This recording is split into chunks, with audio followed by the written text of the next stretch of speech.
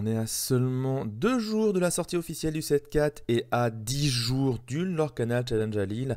La hype est à son paroxysme et j'espère que vous êtes aussi enthousiaste que moi sur la sortie des nouveaux produits et sur le gros tournoi qui arrive. Justement, parlant de gros tournois, enfin pas de tournoi mais de sortie du 7.4, il va y avoir beaucoup d'avant-premières avec beaucoup de scellés. Et vu que ça m'a déjà été demandé, que les fois d'avant j'ai pas pu le faire à temps, ce coup-ci, je fais une vidéo un peu courte mais quand même correcte sur comment mieux réussir vos scellés. Et bonjour à toutes et à tous, ici c'est Ketal, on est là pour une nouvelle vidéo sur Lorcana. Aujourd'hui on fait une vidéo sur le 7.4 et surtout sur le scellé du 7.4. J'avais déjà fait des vidéos précédemment sur des conseils pour gagner les drafts, les scellés, ce genre de choses là. Et aujourd'hui, je me suis dit que il était enfin temps, on va dire, que pour un set, je m'occupe un peu de regarder les cartes qui ont été révélées et de regarder les cartes qui vont être intéressantes à être jouées pour ce genre de format. Alors, immédiatement, petit disclaimer, on va faire 5 petits conseils, puis avoir 15 cartes que je considère être très intéressantes pour être jouées en draft. J'ai fait cette vidéo quasiment en même temps que la vidéo précédente, donc si jamais au niveau des cartes, il y a des trucs que j'ai ratés dans la vidéo précédente par rapport aux cartes incroyables, évidemment je les aurai pas ici aussi. Et dans les petites choses à savoir, le but dans cette vidéo au niveau des cartes, c'était de prendre des cartes non légendaires pour pas non plus être trop obvious en mode ah là là, cette légendaire est incroyable, elle serait vraiment bien que vous tombiez dessus. Donc là, on est vraiment resté sur les rares, super rares au maximum et beaucoup de cartes aussi communes et co, afin de vous donner les meilleurs conseils possibles pour faire le meilleur deck possible à vos scellés. On va commencer avec un petit rappel de 5 conseils généraux pour le scellé, quel que soit le set. On va parler donc justement de petits trucs basiques, on va dire. On va commencer avec le premier conseil. Premier conseil, on joue en 40 cartes, donc au niveau des cartes non ancrables, il faut faire très attention. Vu qu'en partie normale, on peut monter facilement à beaucoup parce qu'on a beaucoup de pioches, en scellé, on n'a pas beaucoup de pioches, donc les non ancrables, il faut faire très gaffe. Et je vous conseille donc de ne pas dépasser les 9 cartes non ancrables en scellé, clairement. Parce que même si vous avez un deck avec beaucoup de pioches, ça va être très compliqué de les rentabiliser assez, et surtout vous risquez d'avoir des problèmes de main un peu moisis et de ne pas pouvoir ancrer comme il faut et de ne pas pouvoir faire les plays que vous voulez quand vous voulez, d'être un peu obligé d'ancrer les cartes que vous vouliez jouer, donc ça peut être compliqué. Donc attention, pas plus de 9 non ancrables en général. Conseil numéro 2, si c'est marqué pioche, il faut le jouer. À part de rares exceptions, de manière générale, la pioche c'est la vie dans les jeux de cartes et en scellé d'autant plus que vous n'avez pas un deck opti. La moindre carte qui fait piocher, que ce soit des objets qui font piocher en entrant en jeu, que ce soit des effets d'entrée de jeu des personnages, bref, n'importe quoi qui vous fait piocher, il faut le jouer. Encore une fois, pas de rares exceptions, donc on va parler après. Troisième conseil, si la carte coûte 7 ou plus, ça dégage. C'est une manière très simple d'éviter d'avoir des cartes trop chères parce qu'en fait, vu qu'on pioche peu, encore une fois en scellé, on n'a pas vraiment de quoi monter haut en encre. Il faut se contenter de jouer des cartes à 5 ou 6 maximum. Et pour ça, donc tout ce qui coûte 7 ou plus, ça s'en va.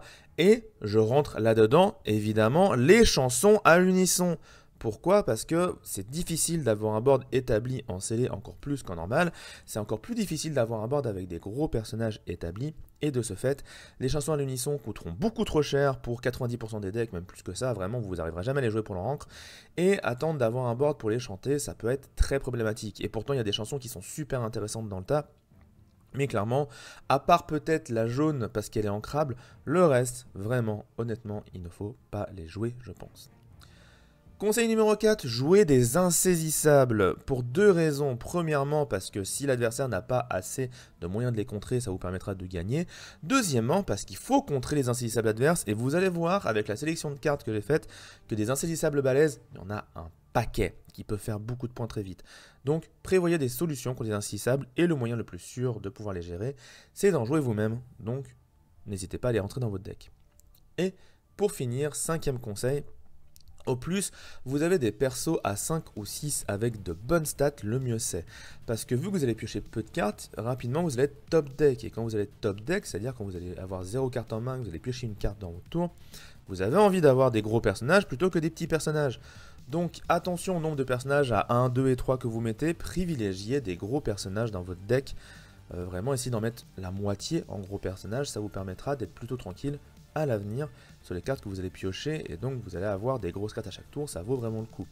De manière générale, dans ce mode de jeu, essayer de rusher les points n'est pas vraiment une bonne idée. Il vaut mieux se concentrer sur prendre le board, puis faire des points. Parce que si vous faites que des points, vous allez très vite tomber à court de cartes et ne pas être monté tant que ça en l'or. Attention. Voilà un peu les 5 conseils qui étaient pour moi les 5 conseils que je donne en draft à chaque fois qu'on me propose ou qu'on me demande, etc. de dire des conseils là-dessus. Maintenant, on va s'intéresser aux cartes que je trouve vraiment impactantes, très intéressantes à jouer en scellé. Petite 1, rapidement, ne parlons pas de Bruno, j'ai déjà parlé de cette carte dans la vidéo des 12 cartes à surveiller, mais évidemment une carte qui permet de remonter un personnage en main et de le bannir potentiellement, c'est super fort, et surtout que, vu qu'on va être dans un format de jeu, on va avoir peu de cartes en main et souvent 0 cartes en main, c'est un bannissement pour 5 gratuit, c'est vraiment, pour 5 ancrables, qui est chantable potentiellement en plus. Donc vraiment, super chanson, ça peut aussi servir à enlever des menaces adverses si jamais vous avez un peu peur des cartes qui sont en main. De manière générale, excellente carte dans ce format, dû au fait qu'on a peu de cartes en main. En carte numéro 2, la lanterne rose. Dans l'Orcana, en scellé, on a souvent beaucoup d'encre à utiliser, et souvent, si jamais on pioche des personnages pas très chers, on a un peu d'encre en rab. La lanterne rose, ça vous permettra de pouvoir un peu mieux gérer les dégâts sur vos personnages et de finir des personnages adverses. C'est un bon moyen de gérer les insaisissables adverses, donc ça peut être très pratique. Il y a pas mal de personnages qui ont peu de points de vie, donc ça peut vous permettre de mieux gérer vos défis potentiellement, tout en soignant vos personnages. Donc, carte intéressante à rentrer. À long terme, ça fera du bien, et justement, les parties en scellé ont tendance à durer un peu si jamais les parties sont équilibrées. Hercule, tout simplement l'équivalent de Rafiki au 7-1, et ici pour les personnages qu'on charge, clairement pour 3-3-3 charge c'est super bien. Le grand Hercule, lui, je vous le déconseille clairement parce qu'avec seulement 3 de vie, il va pas pouvoir gérer grand chose, et bien qu'il fera du 1 pour 1, c'est quand même une carte non ancrable chère, donc clairement je vous déconseille. Mais ce petit Hercule 3-3 pour 3 vous permettra de prendre vraiment d'excellents trades en début de partie et de vous donner un bon avantage, d'autant plus si vous avez un peu de temps derrière. 6 sous pour 3 insaisissables, on en parlait 1-1 avec 1 de l'or. Quand vous jouez ce personnage là, vous pouvez bannir le personnage adverse avec 1 d'attaque ou moins. En fait, de manière générale, vous allez avoir un peu de tout niveau mécanique dans votre deck et vous allez sûrement jouer quelques petites cartes qui vont baisser l'attaque adverse. Et du coup, cette 6 sous pourra être facile à employer potentiellement, en sachant qu'à côté de ça, c'est une insaisissable, elle fera du lore dans le pire des cas, et qu'en plus, il y a des personnages adverses qui ont 1 de force naturellement. Donc 6 sous est vraiment une bonne carte à jouer, je pense, plus elle se contre elle-même, justement. Donc, carte, si vous tombez dessus, je pense que c'est intéressant de la rentrer. Kriki, alors Kriki en format standard c'est un peu compliqué parce que bien qu'il a 3 de l'or et 4 de vie, sa capacité est sympa mais c'est pas vraiment ultime. Ici en format scellé, pour 5 vous avez un perso avec 4 de vie et 3 de l'or, déjà c'est super intéressant parce que ça vous permet de faire un peu de points. 3 d'attaque c'est pas non plus nul derrière, c'est pas non plus 2, comme ça il évite pas mal d'effets un peu embêtants de ce set. Et le fait de pouvoir donner plus 3 d'attaque à tous vos autres personnages tour-ci vous permet de prendre vraiment un immense avantage sur le board. Si vous avez quelques personnages, vous pouvez prendre des trades avec l'adversaire pour essayer de dégager les persos adverses et d'avoir votre Kriki qui va faire 3 de l'or de manière un peu tranquille derrière. Donc vraiment, carte à envisager Kriki, je vous le conseille. On continue avec Raja pour 6. Non, la carte numéro 6, Raja, vraiment à chaque fois j'ai du mal. Pour 4, 3-4, 2 de l'or, donc à la base c'est pas des stats incroyables, mais quand vous avez aucune carte en main, ce personnage ne peut pas être attaqué par des personnages qui coûtent 4 ou moins. Dans ce format-là, c'est incroyable, vu que les decks sont grandement composés de personnages qui coûtent pas cher, pour éviter de briquer au cas où. Et bien justement, Raja, il va être tranquille, il va pouvoir aller faire son lore tranquillement à chaque tour, potentiellement mettre une petite mandale à un adversaire avant de partir faire du lore, mais il va être très difficile à gérer pour l'adversaire si jamais il a peu de gros personnages, et pour les gros personnages, vous pouvez essayer d'avoir d'autres cartes pour les gérer, et ensuite d'envoyer Raja à l'aventure. Vraiment, carte à ne pas sous-estimer dans ce format, je pense qu'elle est vraiment super intéressante. Le fait de ne pas pouvoir se faire attaquer, c'est très fort. Avalanche, alors pourquoi Avalanche? Parce qu'on a des lieux qui sont très forts dans le format, on va en parler après. Mais justement, ça fait une carte qui à la fois peut gérer les lieux et qui en plus permet de mettre plein de dégâts au personnage adverse. C'est une des rares cartes qui permet de gérer un board déjà établi. Alors certes, c'est pas aussi fort que Clochette ni que Tuons la Bête, mais ça peut vraiment aider de mettre quelques dégâts sur les adversaires pour ensuite les finir ou alors finir un board déjà affaibli. Et en plus de ça, s'il y a un lieu embêtant en face, vous pouvez le gérer. C'est une des rares cartes de gestion de lieu de ce set. Donc clairement je pense que ça vaut vraiment le coup de la rentrer dans ce format. C'est non ancrable mais c'est pas grave parce que de toute façon entre les dégâts ou le bannissement de lieu, dans tous les cas vous aurez un moyen d'utiliser. Donc clairement Avalanche, ça vaut le coup de la rentrer dans les decks. Isabella Madrigal, j'en ai fait des caisses durant les 12 cartes à surveiller, mais je pense vraiment que cette carte est incroyablement construite. Et en scellé, c'est encore pire, parce que 4 de vie insaisissable, il y a vraiment peu de personnages qui peuvent aller la chercher. Si vous tombez sur Isabella, vous la jouez, sûr et certain, et vous l'envoyez qu'elle à l'aventure à chaque tour, ça fera 4 points par 4 points. En scellé, c'est tellement fort. Vraiment, Isabella Madrigal, si vous l'avez, il faut la jouer absolument. C'est une certitude absolue.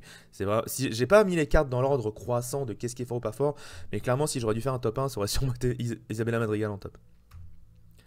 La planche, eh bien la planche, pourquoi? Parce que dans ce set, on a beaucoup de héros. Et du coup, pouvoir à un moment poser pour 3 un petit objet qui vous permettra soit de redresser un vilain qui repartira à l'aventure plus tard, ou qui fera d'autres choses, soit de bannir un héros en face, bah en fait, quand vous aurez des Hercules avec des résistances ou des trucs un peu embêtants comme ça, bah d'avoir posé la planche plus tôt et de pouvoir plus tard, pour 2, bannir un héros tout en jouant autre chose à côté, c'est quand même assez agréable. Il y a peu de gestion d'objets dans ce set, et je vous encourage à la jouer, clairement on va en parler après. Mais justement, je pense que la planche c'est une carte à envisager et que le rentrer en x1 ou x2 ça peut être très pratique. Après attention non ancrable, depuis tout à l'heure je parle beaucoup de non ancrable, donc il faut quand même faire attention à tout ce que vous mettez dans le deck. L'antre d'Ursula, alors ça clairement faut le jouer. Pour 3 non ancrables, 6 de vie, 1 de l'or, quand un personnage dans ce lieu est banni via un challenge, vous le remontez en main.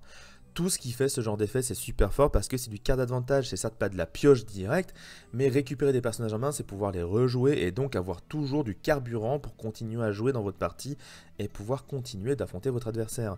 Parce qu'encore une fois, le grand ennemi du format scellé, c'est le manque de pioche et le fait qu'on va très vite se retrouver top deck à piocher une carte par tour, à jouer cette carte et à rien faire d'autre. Donc, tout ce qui vous permet de contrer un peu ça, ça se joue, et l'antre d'Ursula, justement, vous permet de faciliter les choses. Donc, vraiment super efficace. Faire la potion, carte numéro 11, pour 2 non ancrables, on choisit un des 2 effets suivants, on bannit un item, donc un objet, ou on met 2 dégâts à un personnage déjà endommagé. Bah clairement, encore une fois, une carte super versatile, parce que soit vous allez pouvoir bannir un item adverse qui est trop embêtant, que l'adversaire joue depuis un petit moment et que ça vraiment ça vous casse les bonbons, soit vous allez pouvoir mettre 2 dégâts à un personnage déjà blessé, et ça, en scellé, des personnages déjà blessés, il y en a un paquet. Les effets de soins, il y en a quand même quelques-uns dans ce set, mais ils ne seront pas tous joués, et du coup, clairement, trouver des cibles sur lesquelles mettre 2 dégâts pour les finir, ça va arriver très souvent. Ça vous permet de finir plus efficacement vos trades en cas de besoin, et vous avez l'option sur les items si jamais il y en a en jeu. Carte très intéressante, je pense, à jouer. Le Hidden Cove, pour 1, un lieu qui fait pas de l'or, mais il a 6 de vie, et pour 1, vous pouvez mettre vos personnages dessus pour avoir plus 1 d'attaque et 1 de vie. Clairement super efficace dans ce mode de jeu, parce qu'on n'aura pas forcément des decks avec assez d'agressivité pour aller taper les lieux à 6 de vie si facilement, et si l'adversaire commence à vouloir aller taper dessus, eh bien vos personnages, eux, sont vachement plus forts que la normale, et du coup peuvent permettre de gérer les personnages adverses. L'adversaire va devoir s'incliner sans faire de l'or pour gérer ce lieu, et vous, s'il le finit pas en un tour, vous aurez des bonus avec vos personnages pour gérer ce lieu. Clairement très intéressant à jouer, ça fait des bonus sur le personnage, ça coûte pas très cher à rentrer dedans, franchement, let's go, allez-y. The Underworld, pareil, un lieu incroyable, parce que certes un peu cher pour faire tout ce qu'il y a à faire, mais déjà il fait du lore avec 6 de vie, donc dans tous les cas c'est intéressant.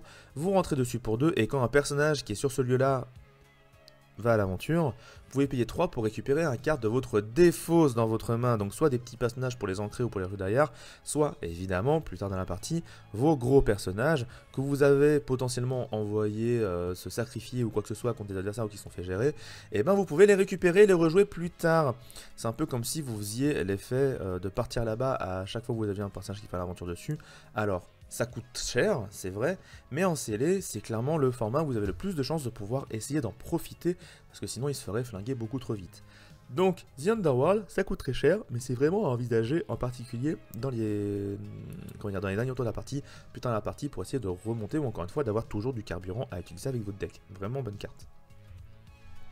Flotsam, dans le même ordre d'idée, c'est un personnage pour 3 qui a une 4-2, donc déjà il peut gérer beaucoup de choses en face potentiellement, mais surtout quand il est banni dans un défi, vous le renvoyez en main. Et en fait, dans ce format, on n'a pas tant d'effets de dégâts directs que ça, et encore moins qu'ils mettent 2 de suite à des personnages qui n'ont pas pris de dégâts.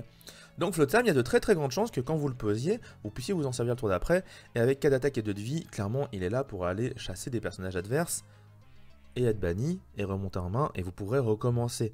Donc Flotsam c'est super fort, je vous rappelle que Marshmallow dans le set numéro 1, bah, c'était super fort. Ici Flotsam c'est vraiment une excellente carte dans le même genre. Et donc bah, clairement il faut la jouer. Elle donne ce bonus à Jetsam, si vous avez des Jetsam en plus, pourquoi pas essayer de les jouer avec, ça peut être intéressant. Pégase, eh bien, on finit avec elle tout simplement parce que pour 15, c'est un insaisissable à 3 d'attaque. Donc Pégase, l'avantage qu'il a, c'est qu'il va partir à l'aventure de base pour faire des points, parce que c'est sa meilleure utilisation en tant que personnage insaisissable. Mais si jamais il y a des lieux en face qui sont embêtants, vous pouvez taper à 3 dessus et essayer de les gérer tout en étant insaisissable et donc difficilement attaquable, ce qui est vachement pratique. Pégase, avec ses 3 d'attaque, peut aller attaquer d'autres personnages insaisissables qui sont un peu embêtants. Par exemple, Isabella, si jamais elle vient en jeu, certes, Pégase ne suffit pas pour la bannir, mais il ne lui restera qu'un point de vie, et vous aurez peut-être le petit point de vie manquant avec un autre personnage insaisissable ou un petit dégât direct pour pouvoir la gérer. Vraiment, Pégase, carte super importante. De toute façon, de manière générale, tout ce qui est insaisissable, il faut le jouer, mais lui, il est vraiment cool, parce que ce combo de 3 d'attaque insaisissable permet de faire beaucoup de choses que d'autres personnages ne peuvent pas faire dans ce set. Surtout avec un coût aussi bas. Et donc voilà, je vous avais dit vidéo rapide, on n'est pas là pour tergiverser des plombes sur les cartes, mais juste pour donner des conseils généraux sur les cartes. Alors, je rajouterai une 16e carte à laquelle j'ai pas pensé en faisant la préparation des cartes, mais à laquelle j'ai pensé plus tard, c'est tout simplement le dingo, qui pour 4 et 2-4 charge et qui gagne 2 de l'or quand il attaque un personnage adverse, parce que c'est quand même un personnage qui va faire un paquet de l'or assez facilement, et le fait d'avoir charge peut permettre de faire des petites surprises, donc il est clairement à envisager. Mais voilà, petite carte bonus pour vous en addition, parce que j'y avais pas pensé quand j'ai fait cette vidéo là à la base. J'espère que ce concept vous a plu. Les prochaines vidéos seront des vidéos basées sur le contenu du set 4. Clairement, attendez-vous à avoir de l'ouverture du display, attendez-vous surtout à avoir beaucoup de contenu sur la fameuse boîte d'aventure contre Ursula. Pour une raison très simple, c'est qu'à la base, je viens de plein de jeux, et le jeu récent que je faisais, c'était Marvel Champions, qui était un jeu coopératif où on jouait contre le jeu. Le coffret d'Ursula, c'est exactement le même type de jeu. Du coup, j'ai très hâte de le poncer. Vraiment, je vais le saigner ce mode. Je vais essayer de faire plein de trucs rigolos avec. Donc, j'espère que ce contenu vous plaira, vous intéressera. Et ça permettra de faire un peu de contenu avec des vraies cartes et de faire un peu de vrai gameplay. Ça va être vachement cool. Je vous fais sur ce des gros bisous. Je vous dis à bientôt, prochaine vidéo. Ciao tout le monde.